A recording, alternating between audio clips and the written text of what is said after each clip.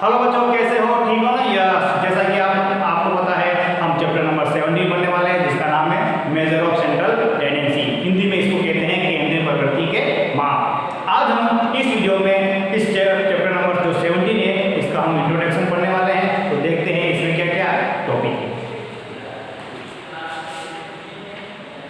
ये जो chapter number 17 है, जिसका नाम है मेजर ऑफ सेंट्रल टेंडेंसी, यानी हिंदी में केंद्रीय प्रकृति के माप, ये चैप्टर वेरी वेरी इंपॉर्टेंट है। क्यों?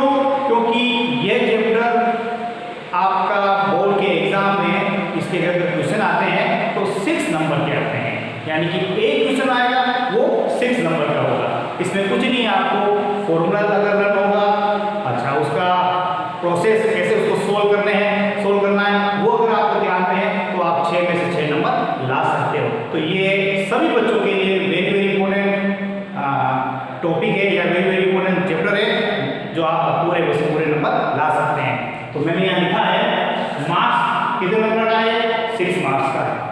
इसमें बोर्ड के एग्जाम में जो क्वेश्चन आता है वो एक क्वेश्चन होता है, और वो बोर्ड के पेपर में ध्यान में रखना है सबसे लास्ट वाला क्वेश्चन, यानी कि 30 पेपर के 30 नंबर में जो क्वेश्चन होगा वो आपका चैप्टर नंबर 17 का होगा, और वो 6 नंबर का होगा।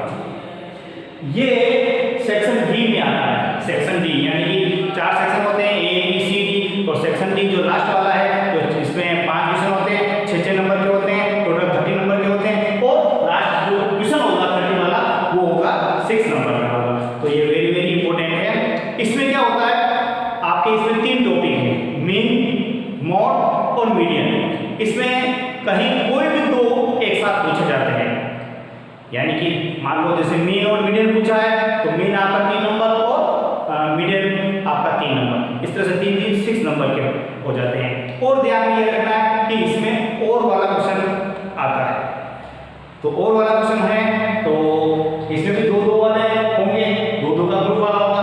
मान लो और वाला नहीं है, एक क्वेश्चन ही दे रखा है तो उसमें भी 2 पूछे जाएंगे, मीन और मीडियन।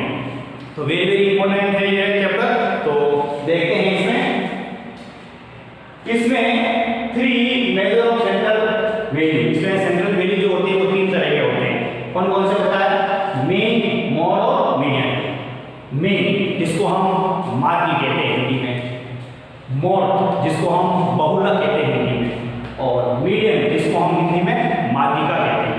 ये 3 तरह के टॉपिक है, बस अलग अलग इनके फॉर्मूले हैं। इन फॉर्मूले के आपको ध्यान होंगे तो आप इन तीनों को सोल्व कर सकते हैं।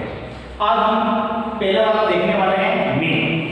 पहले वाले मीन में क्या है तो लिखा है मैंने अर्थमेटिक मीन। इसमें लिखा है if n value of n variable quantity are respectively x1 x2 x3 then xn then their arithmetic mean। इसमें लिखा है कि वेरिएबल क्वांटिटी जो n वैल्यू के रूप में आपको दी गई है, जो क्या रिप्रेजेंट करता है, देखो वो रिप्रेजेंट कर रहा है x1 x2 x3, और ये कहां तक है? xn तक है।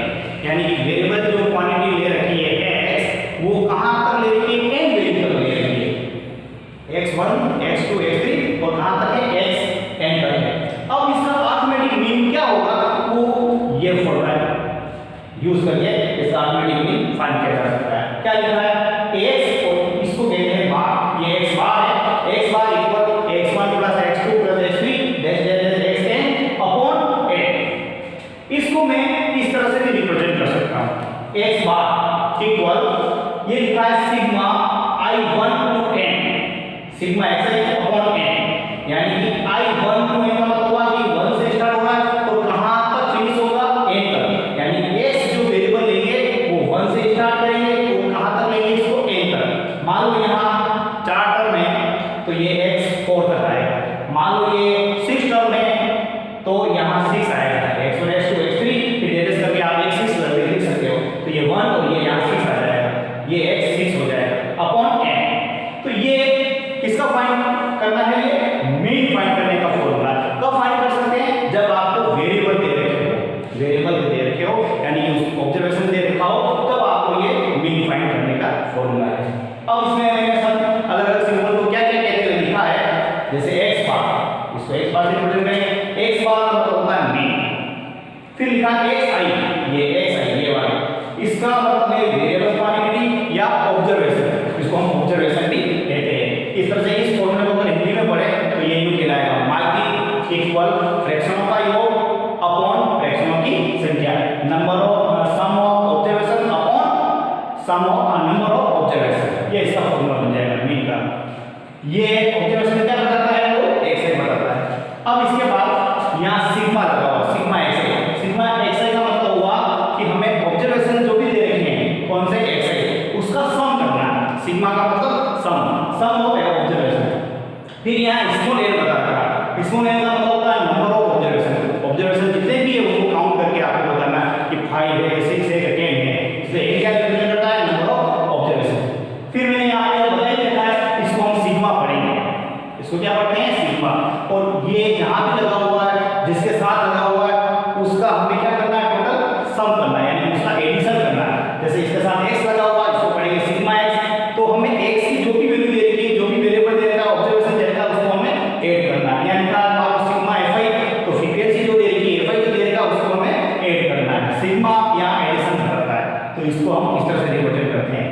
फिर अरिथमेटिक मीन या मीन या ऑब्जर्वेशन, ये तीनों एक ही है। अगर आपको कहा जाए फाइंड एवरेज तो भी समझ